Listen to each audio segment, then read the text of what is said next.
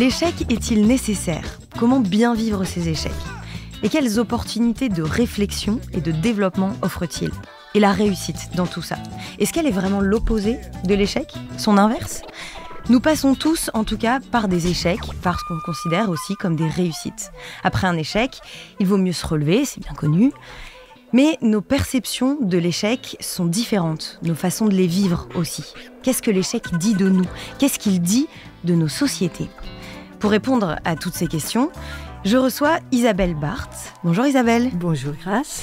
Isabelle, vous êtes professeure agrégée des universités, chercheuse en sciences du management et conférencière.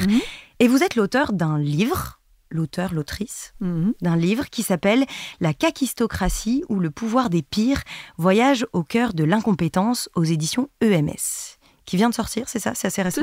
Tout à fait récent. On va parler un petit peu de ce livre, en oui. parlant de la réussite et des échecs, forcément.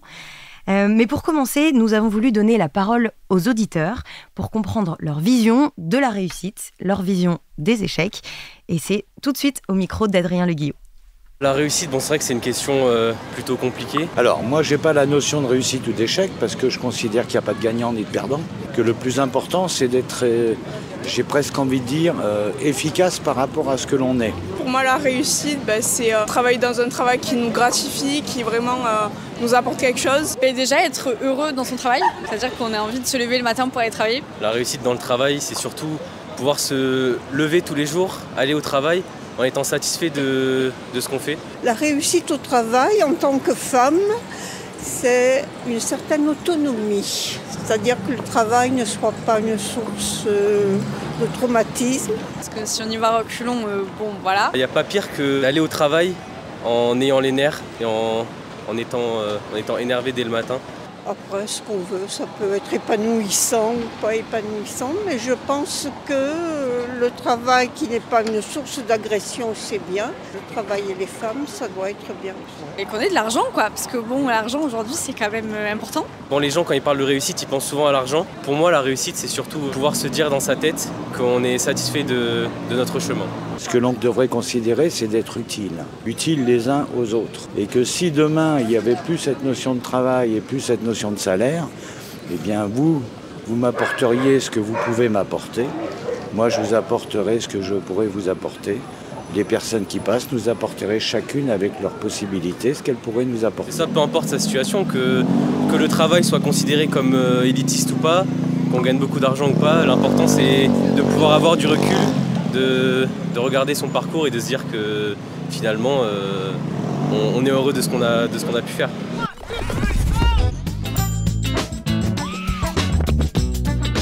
Voilà, Isabelle, on le voit, il y a plusieurs grands sujets qui sont abordés, des sujets qui font partie de nos quotidiens. Ils ont parlé d'argent, de bonheur, pour tout ce qui est réussite, la question d'être utile.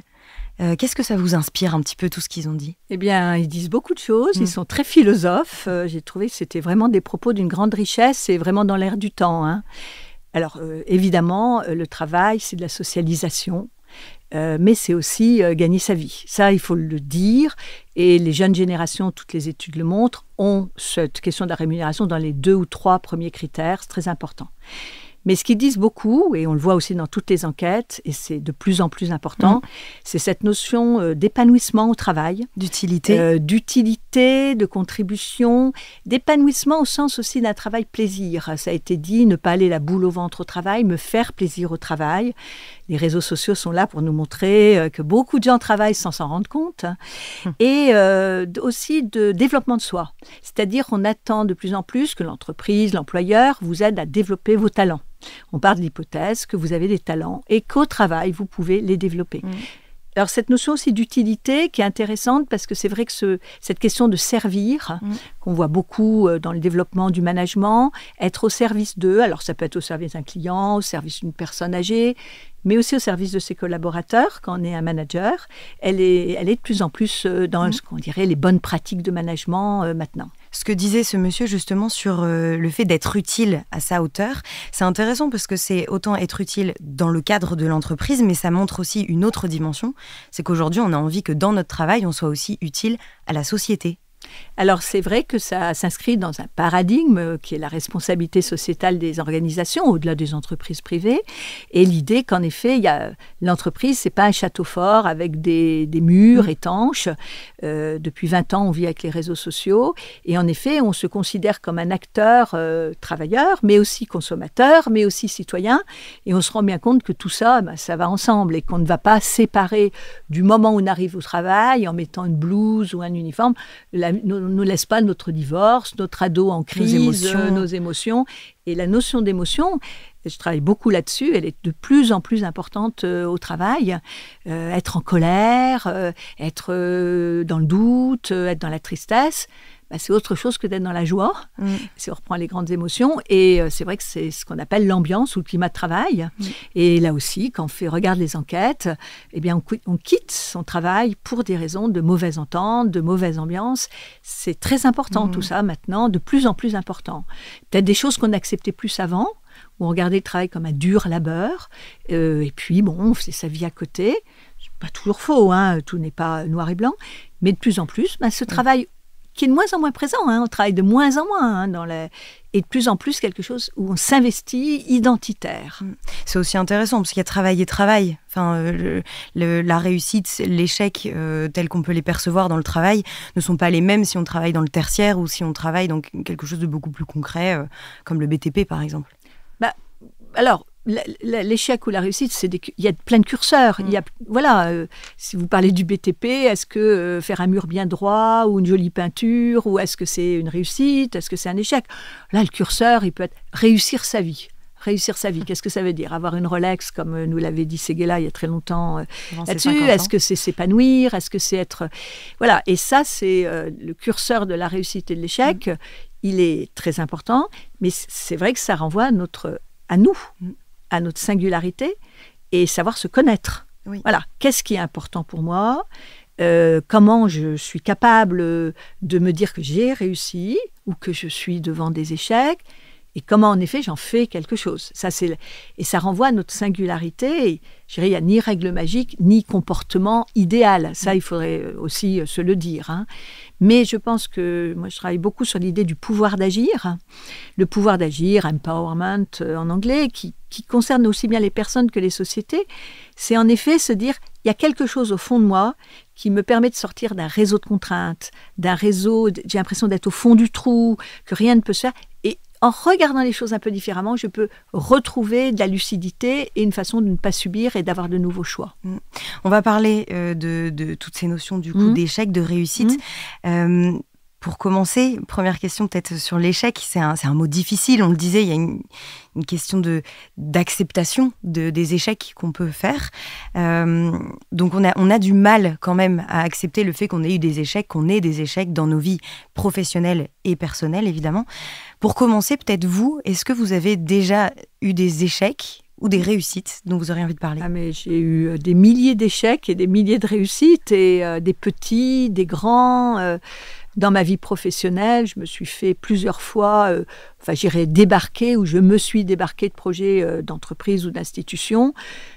C'était toujours parce que je n'étais plus en phase avec la stratégie que je devais mener. Quand on se heurte, comme ça m'est arrivé, à un conseil d'administration sur lequel on n'est pas d'accord, quand on est racheté, quand le groupe où on travaille est racheté par des actionnaires qui mènent une politique qui ne vous convient pas, voilà. Mais j'ai jamais considéré... Honnêtement, j'ai jamais considéré que j'étais dans une situation d'échec. On considère qu'il y a un moment de perte de repères, qu'il faut accepter que c'était pas tout à fait ce qu'on aurait voulu, et puis on en fait quelque chose. Moi, c'est vraiment, voilà, c'est la phrase de Sartre. Je ne te demande pas ce qu'on t'a fait, je te demande ce que tu as fait de ce qu'on t'a fait. Et c'est vrai que, alors après, on peut avoir des échecs qui peuvent paraître plus petits. Et moi, c'est peut-être cela qui m'empêcherait de dormir, j'ai envie de dire. J'ai pas été sympa avec quelqu'un. J'ai peut-être fait la petite phrase d'humiliation. J'ai pas été... Alors, c'est pas un échec, au sens... mais c'est quelque chose où je me sens pas à l'aise par rapport à ce que j'ai fait. Et là, moi, je travaille beaucoup sur la relation humaine. C'est peut-être là où moi, si je me remémore des situations... C'est plus microscopique, mais ça m'a peut-être plus marqué. qu'une situation où je me plantais en grande largeur et où je devais repartir sur autre chose. C'est intéressant ce que vous dites, parce que vous dites pour vous, et on revient aussi à ce qu'on disait avant, c'est en fait l'échec, la réussite, tout dépend du curseur de nous, notre perception personnelle, et aussi de la perception de notre société. Et là, vous me voyez venir avec mes gros sabots, mais je fais un rapport entre l'échec tel qu'il est vu en France, et la réussite d'ailleurs, tel que l'échec et la réussite sont vus en France, et tels qu'ils sont vus par exemple aux États-Unis. C'est complètement différent. Alors c'est vrai il faut dire une chose, c'est qu'en effet il y a des racines culturelles sur tous les sujets, sur tout de ce type. Il y a aussi tout ce qui est notre éducation. On n'arrive pas sur ces sujets-là vierge de toute croyance. On est pétri de croyances, la façon dont on a été élevé, etc. Et les racines culturelles.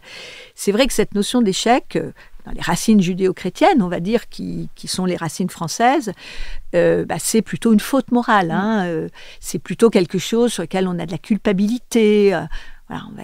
Et en effet, les réussites, on n'aime pas trop la réussite, on s'en méfie, on aime bien les numéros 2, vous le savez, voilà.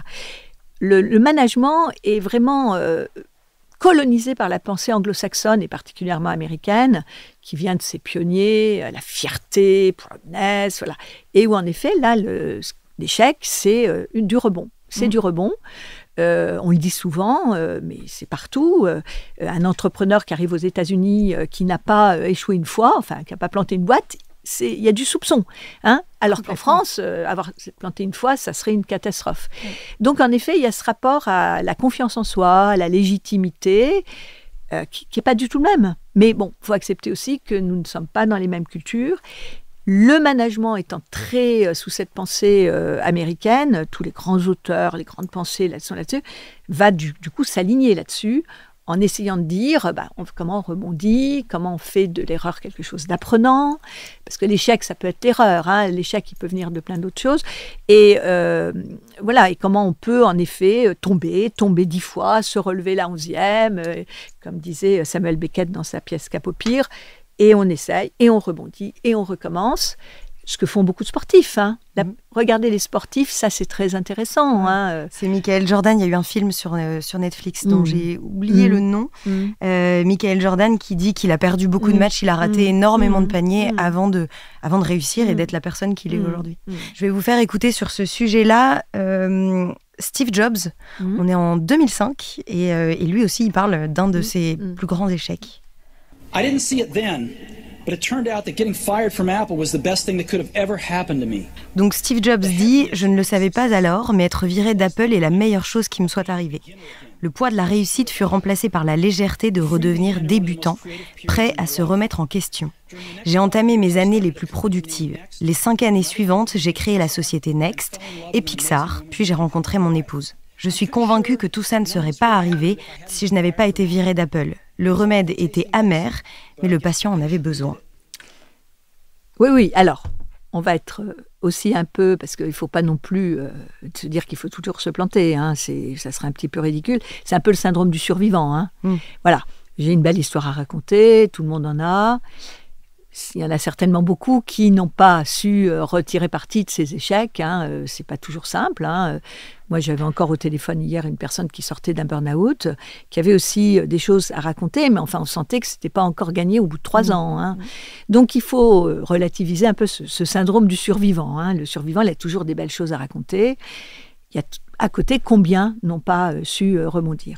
Mais ce qu'il dit, c'est très intéressant, c'est en effet... on va dire, c'est cette prise de recul. Et c'est ce qu'on appelle une soft skills très importante en management, c'est la réflexivité. La réflexivité, c'est se regarder faire, c'est regarder comment on agit. Alors, ça peut être sur un plan éthique, ça peut être sur un plan d'efficacité, mais faire le bilan. Et là, ce qu'on entend, c'est qu'en effet, il y a ce qui est aussi important, ce qui peut me remettre en cause de son fonctionnement. Alors, il y a des fois, c'est aussi des contextes qui font que je sais pas, vous avez un magnifique hôtel au bord de la mer, tout marche bien, puis un tsunami et tout est écrasé.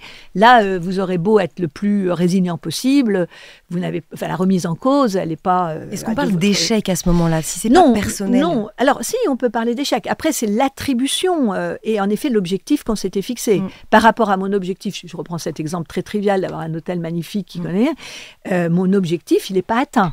Il n'est pas atteint, j'échoue.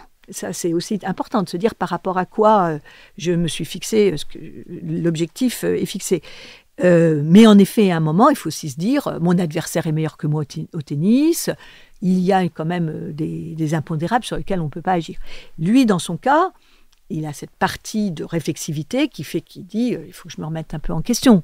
Parce que quand on lit la vie de Steve Jobs, il a très belle qualité, mais il a aussi de gros défauts. Il a été écarté pour des raisons qu'on connaît et qui sont... Voilà. Et l'idée aussi de se dire, je fais un pas de côté. Je sors, comme on dit, de ma zone de confort. Et il a dit, être de nouveau un débutant.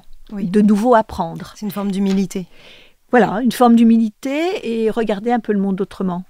Regarder son échec autrement. Moi, je crois beaucoup à cette histoire de pivoter un peu, de refaire un pas de côté et de se dire, voilà, qu'est-ce que je peux dire dans cet échec ? C'est pas des méchants, c'est pas des gens qui m'en voulaient, qui complotaient contre moi.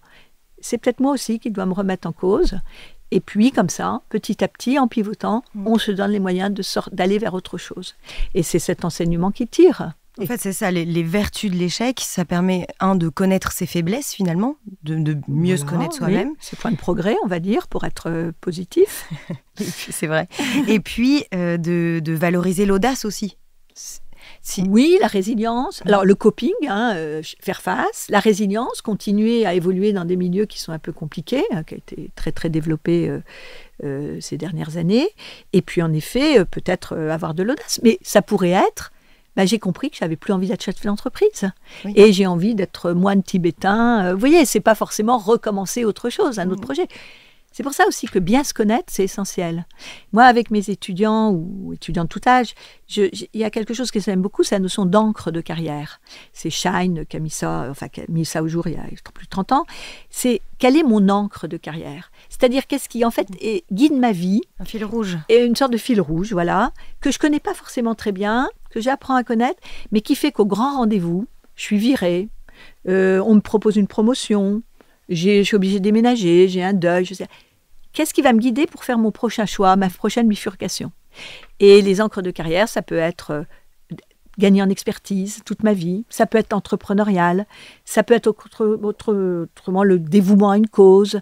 Voilà. Et se connaître et se dire qu'on privilégie, alors pas toujours, parce qu'après il y a des contraintes de vie, mais qu'on est aligné par rapport à son encre de carrière, ça c'est aussi très précieux. Et est-ce que justement le fait de reconnaître ses échecs et ses réussites permet justement de mieux établir ce fil rouge ? Oui, en fait, se poser la question... Alors si je prends mon exemple personnel, la dernière fois que j'ai quitté une entreprise, c'était en juin 2020.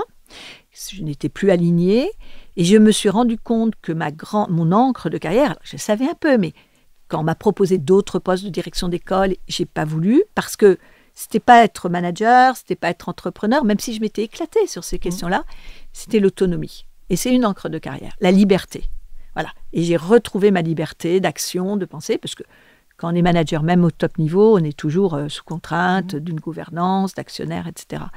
Voilà. Et ça m'a permis de l'apprécier. Mais j'avais fait des choix à d'autres moments qui n'étaient pas tout à fait au service de cette encre de carrière.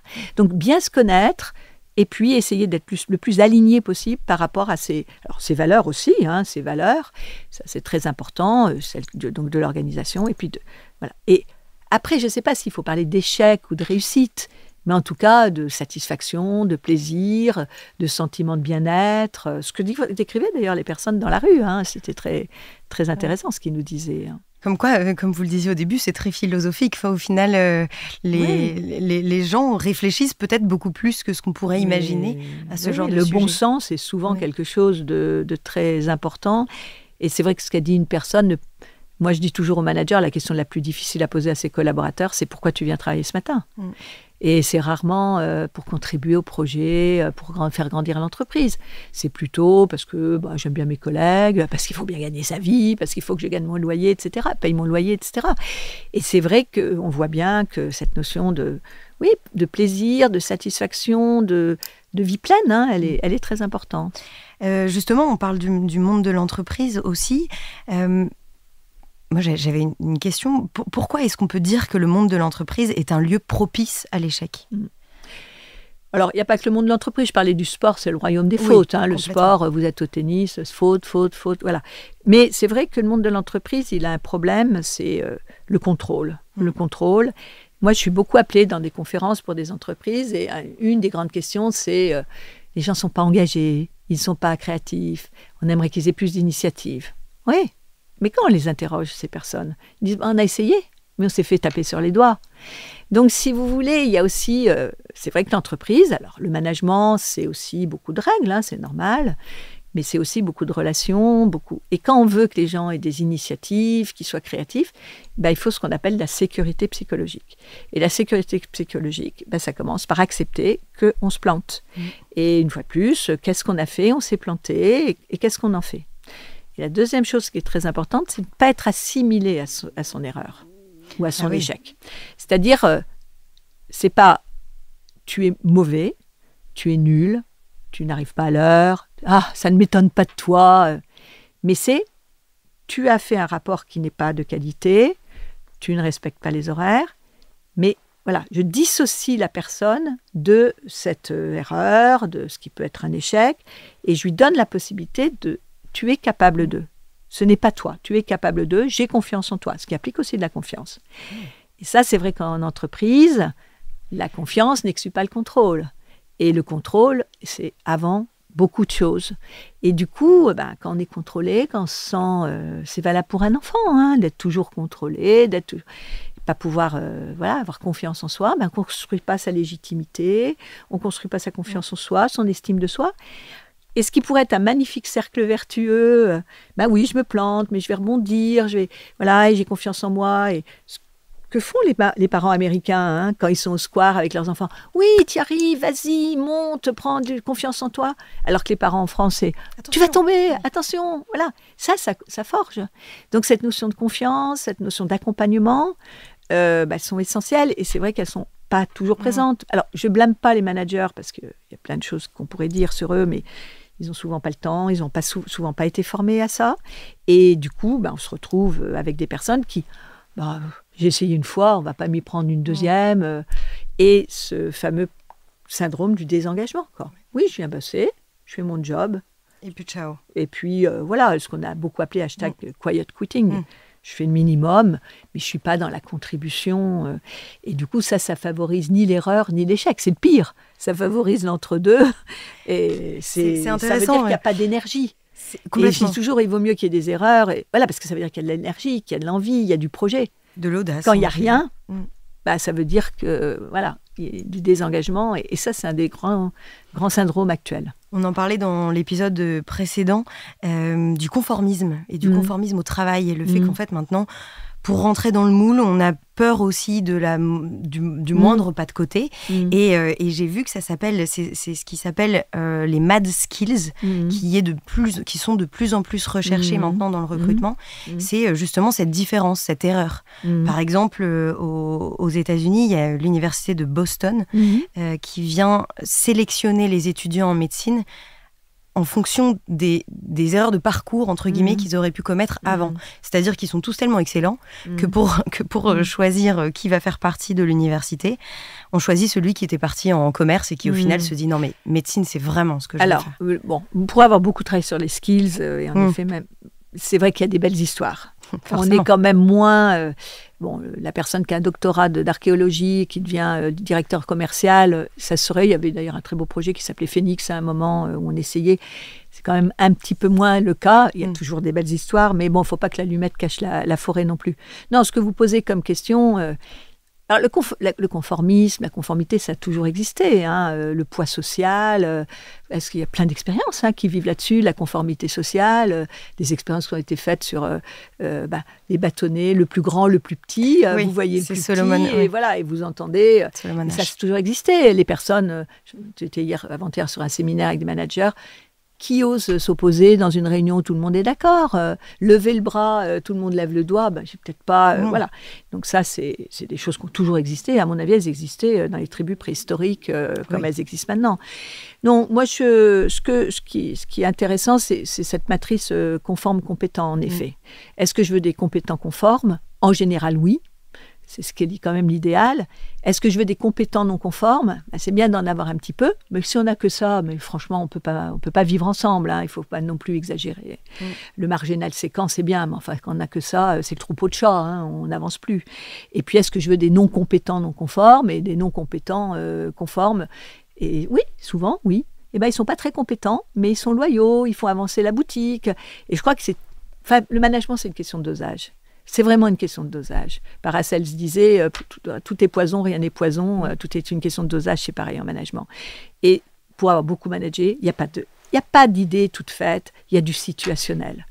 Et ben, des fois, il faut être bienveillant, mais des fois, il faut être très exigeant. Des fois, il faut être participatif, des fois, il faut être très autoritaire.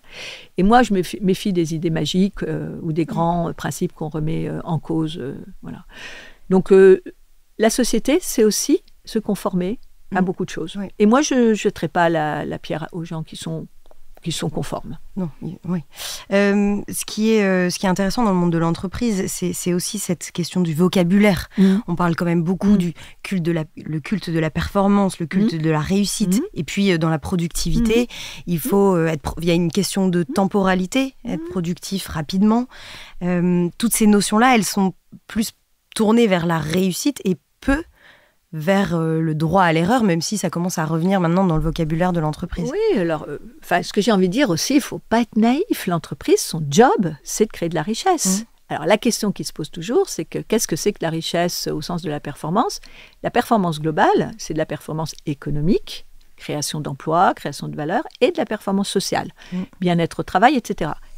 Ce qu'on confond souvent, c'est la performance économique avec la performance financière. Et ce qu'on combat beaucoup, c'est la financiarisation des organisations. Où là, voilà. Mais une entreprise, une association, une entreprise qui est pilotée, avoir de l'argent qui rentre pour remettre de l'argent dans le fonctionnement, ça marche très bien pour des cliniques, pour des écoles de management. C'est ça aussi qu'il faut voir.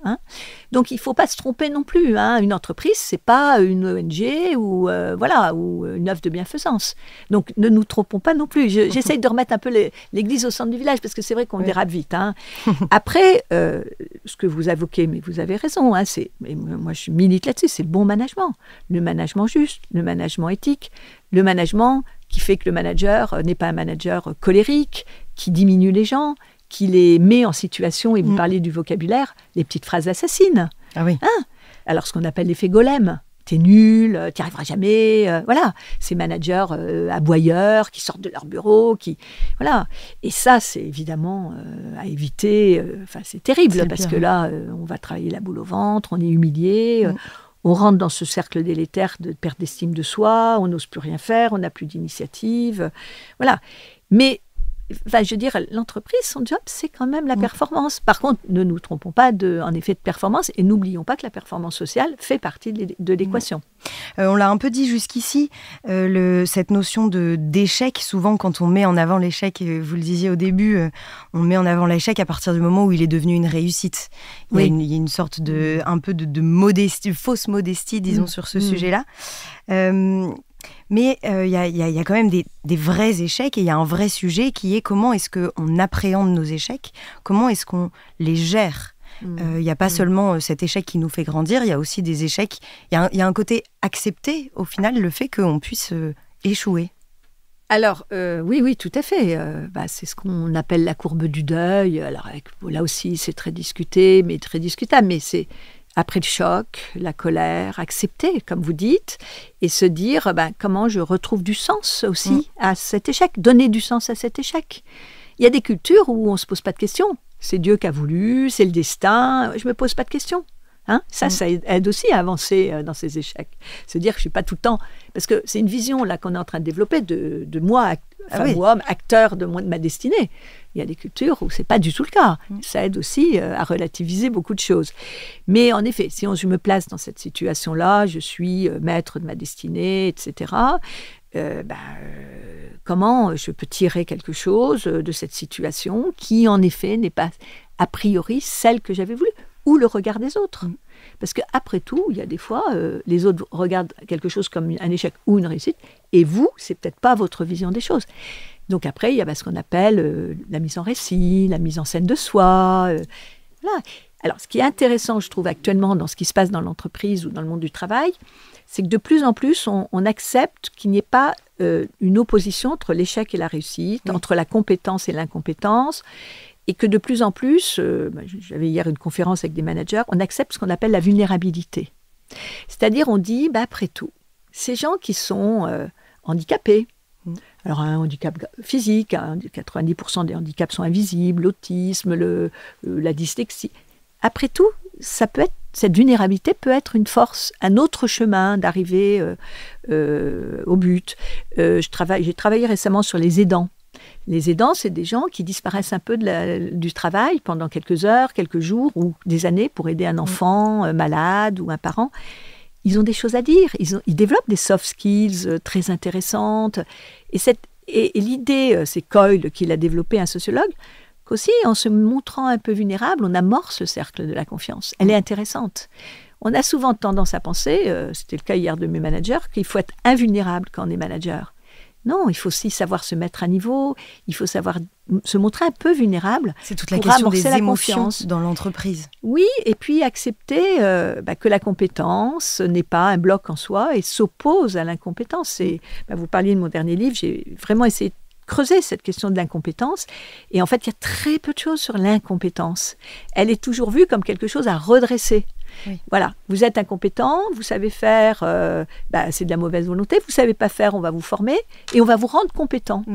Mais on est toujours l'incompétent de quelqu'un, on est toujours l'incompétent dans une situation donnée.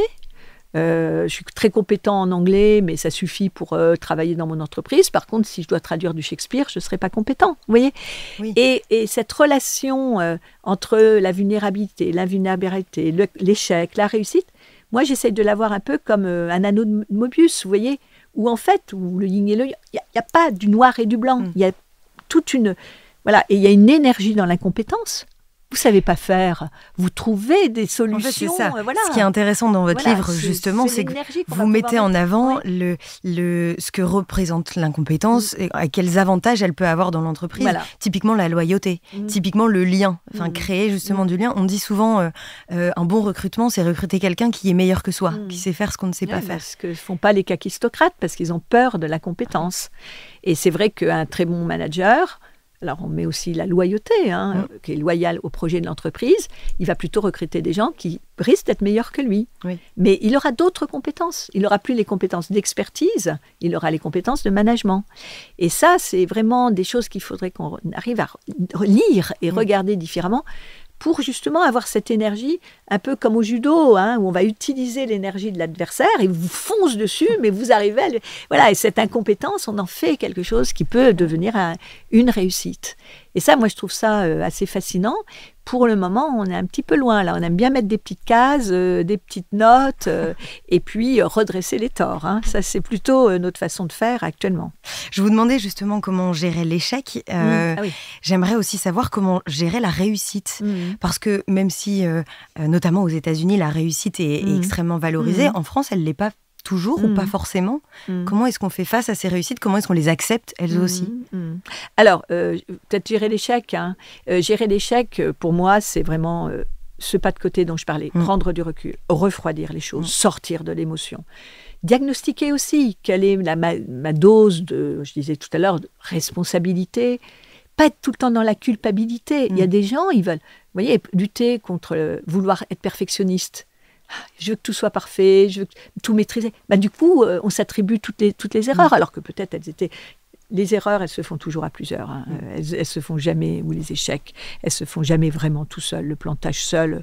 Il y a toujours ce que d'autres ont appelé la trajectoire de l'accident. Voilà, il y a des alignements qui expliquent les échecs. Donc c'est une façon aussi... Le diagnostic, c'est déjà commencer la guérison. C'est vraiment très important. Donc prendre ce temps-là, accepter, et en effet, après, réfléchir à comment on peut évoluer. C'est peut-être changer de métier, c'est peut-être partir dans une autre voie, c'est peut-être être malade pendant très longtemps, mais je ne sais pas, la somatisation, ça fait partie aussi de ces sujets-là, mais voilà, et repartir. Alors après, mais l'important, c'est retrouver son pouvoir d'agir, c'est ne pas subir. Voilà, je ne subis pas. Et puis, ce que je dis toujours, innover dans l'erreur. Je ne recommence pas la même bêtise. Je ne recommence pas les mêmes erreurs. Dans la vie amoureuse, on entend souvent ça. Je tombe tout le temps sur le même type ou tout le temps la même nana avec les... Voilà, il y a un moment, il faut peut-être se dire que je ne recommence pas. J'innove dans mes profils Tinder. Non, mais c'est vrai. C'est oui. Dans la vie perso aussi. Hein. On fait toujours plus du même. Les punitions ne marchent pas, on punit plus. Les réunions ne marchent pas, on fait plus de réunions. Les KPI marchent. Voilà. Non, on pivote. Et on se dit, peut-être qu'il ne faut pas rentrer dans la roue de hamster, mais faire aller dos à la barre. Hein. Là, je parle de Dick Fosbury, champion du monde, enfin, médaille d'or aux Jeux Olympiques en 68 à Mexico. Il a été dos à la barre. Hein. Il a regardé la barre et le saut différemment. Et il a eu 25 cm il a eu la médaille d'or et 25 cm. Donc, savoir aussi pivoter. Mais ça, on peut se faire aider d'un tiers aussi. Hein. On n'est pas obligé. Là aussi, hein, c'est important. La vulnérabilité, c'est de se dire, je peux me faire aider. Se faire aider. Voilà. Ensemble, on aura moins peur, on ira plus loin. Mais c'est très important. Et ça aide à prendre du recul. Alors, sur la réussite, écoutez... c'est toujours pareil, nous sommes des êtres de société. Est-ce que je suis avec des gens qui aiment la réussite? Il y a quand même des gens qui aiment la réussite. Aux États-Unis, c'est un peu trop, too much, la célébration de tout est merveilleux. C'est une façon aussi de regarder les choses d'être positif. Je crois qu'il faut accepter là aussi nos racines culturelles. C'est vrai qu'en France, trop de réussite, trop de plaisir peut peut générer de soupçons, peut générer de la jalousie, il faut savoir être à l'écoute des autres, c'est important. Et je pense montrer son bonheur, l'apprécier, le savourer, et après en faire quelque chose de positif qui peut être aussi un marqueur pour les autres, ce qu'on appelle les rôles modèles. Complètement. Une femme qui réussit, ou un handicapé qui réussit, enfin des personnes qui ont un plafond de verre à faire exploser, peuvent être des rôles modèles et apporter des choses très importantes. Ça peut être aussi quelques années après. Moi aussi, j'ai eu des moments difficiles. Je vais t'aider etc. Voilà, en faire quelque chose de positif. C'est sûr que si c'est pour montrer tout ce qui brille, ça reste, peut-être pas très, en effet, la meilleure façon de procéder. Mais voilà, c'est une question de dosage comme le reste, et de mise à niveau par rapport aux personnes qui nous entourent. De sens, quoi. Ça s'appelle le vivre ensemble, au final. C'est de jauger. Oui, c'est le respect aussi. C'est le respect de l'autre. C'est du respect. C'est du respect. Écraser les autres de sa réussite, Alors, il y a une gestion de la réussite qui est intéressante. C'est... non-gestion de la réussite qui est intéressante, c'est le syndrome de l'imposteur. Ah oui. C'est-à-dire, je réussis, j'ai toutes les composantes, je suis devenu le chanteur, l'acteur, le député que je rêvais d'être, mais j'ai l'impression de ne pas être légitime. Donc, ce syndrome de l'imposteur, il est aussi une question sur la gestion de la réussite qui est très ambivalente, très ambiguë, et qui peut, là aussi, il faut savoir comprendre ce qui nous arrive. Ça peut être aussi de l'autocensure. J'ai tous les moyens pour réussir, mais... je ne pense pas être assez légitime pour le faire. Ce rapport à la légitimité est très important. On arrive à la fin de notre échange déjà. Pour terminer, je voulais que vous nous parliez un petit peu de votre nouveau livre, donc qui s'appelle La kakistocratie ou le pouvoir des pires. Est-ce que vous pouvez nous expliquer pourquoi est-ce que vous avez écrit un livre là-dessus? Est-ce que ça vient d'une expérience personnelle? Alors, ça vient surtout de l'expérience des autres. Comme tout le monde, j'observe et j'entends souvent cette phrase, mais j'ai un patron qui est incompétent, mon manager est incompétent, Et j'en avais fait une petite vidéo de 3 minutes et j'ai repris ce terme, la kakistocratie. Kakos, c'est les mauvais en grec, et kakistos, les pires. Et donc, dans l'entreprise, c'est ceux qui sont vraiment incompétents. Et ça a eu tellement de succès, des centaines de milliers de vues, des témoignages. J'ai fait un TEDx qui, là aussi, a permis... Et du coup, je me suis dit, non, je passe à côté d'un phénomène. Un vrai sujet. Voilà, et j'ai vraiment fait une enquête à base d'entretiens avec beaucoup de gens, de toute façon anonymes, parce qu'ils ne veulent pas... on ne se décrète pas kakistocrate. Et j'ai essayé de comprendre comment, en effet, tant d'organisations pouvaient être dirigées par des gens qu'on estime incompétents. Alors, là aussi, je relativise la notion d'incompétence, mais quand même, je mets au jour des mécanismes qui sont inquiétants. Le clanisme, je mets mon frère, ma sœur, mon cousin, celui qui a fait l'ENA avec moi, à des postes, et au lieu de prendre des gens véritablement compétents, j'ai peur de la compétence, donc je recrute des gens incompétents pour, le système qu'on voit dans certaines dictatures, qui décident de qui va avancer et non pas par rapport à la compétence. Enfin, il y a plein de choses qui sont vraiment passionnantes et qui font peur un petit peu, parce que il y a des systèmes kakistocrates qui fonctionnent sur des gens incompétents, ce qui crée de l'insatisfaction, qui crée, pour les gens compétents, ils voient passer des gens incompétents, des frustrations énormes. Et j'avais encore ce témoignage. Oui, mais quand vous restez compétent, vous êtes très compétent et qu'on vous bloque, parce qu'on a besoin de vous, la trappe de la compétence, elle est très réelle, alors qu'on va faire évoluer des gens qui ne sont pas compétents. Voilà, ces concours, alors c'est le fameux principe de Peter, par exemple, qui fait que vous réussissez, vous avez des postes qui n'ont rien à voir avec la compétence attendue, mais par rapport à des connaissances. Enfin, on divague, on crée de la frustration, on crée du malheur, on crée de l'insatisfaction, on crée de la sous-performance. Et et comment sortir de ça J'imagine que vous donnez peut-être des solutions. Alors j'essaye de donner des solutions, quelques-unes, en expliquant aussi beaucoup que comme les kakistocrates, c'est un système d'incompétence au niveau, c'est qu'il faut avoir aussi le courage de vouloir bouger le système. Alors, une des solutions, c'est de mettre quelques femmes à la tête des entreprises, parce qu'elles ont un rapport à la légitimité qui est très différent.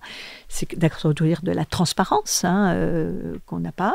Et c'est justement, pour rejoindre notre discussion, c'est se dire qu'il y a quand même la réussite. C'est pas simplement rester entre soi et garder son pouvoir, sa voiture de fonction, son salaire, parce qu'on est son confort. Voilà. Et qu'il faut apprendre aussi à être loyal aux autres et qu'on sert un projet et qu'on ne sert pas sa petite carrière perso. Mais ça, c'est pas encore gagné partout. C'est un grand sujet. Ouais. Merci beaucoup, Isabelle. Je vous en prie, c'était avec plaisir. Donc on l'a entendu, l'échec est valorisé aujourd'hui, de plus en plus, en tout cas dans les entreprises, mais à condition qu'on en ait tiré des leçons, que ce soit dans les entreprises d'ailleurs ou dans nos vies personnelles, finalement. Tout à fait. La réussite, elle, peut elle-même être critiquée selon la manière, on en parlait aussi, de la valoriser, de la mettre en avant, mais elle peut être critiquée parce que c'est trop facile, elle n'est pas assez méritante. Et on le voyait avec cette question toujours de... Le mérite, elle est intéressante. Méritocratie. Notre rapport du coup à l'échec, notre rapport à la réussite évolue et nous questionne autant dans nos vies personnelles que dans nos vies professionnelles. Je rappelle juste votre livre pour terminer, donc La kakistocratie ou le pouvoir des pires aux éditions EMS, c'est ça ? Tout à fait, il vient de sortir. Merci à vous. Merci d'avoir écouté ce podcast et on se retrouve très vite pour un nouvel épisode.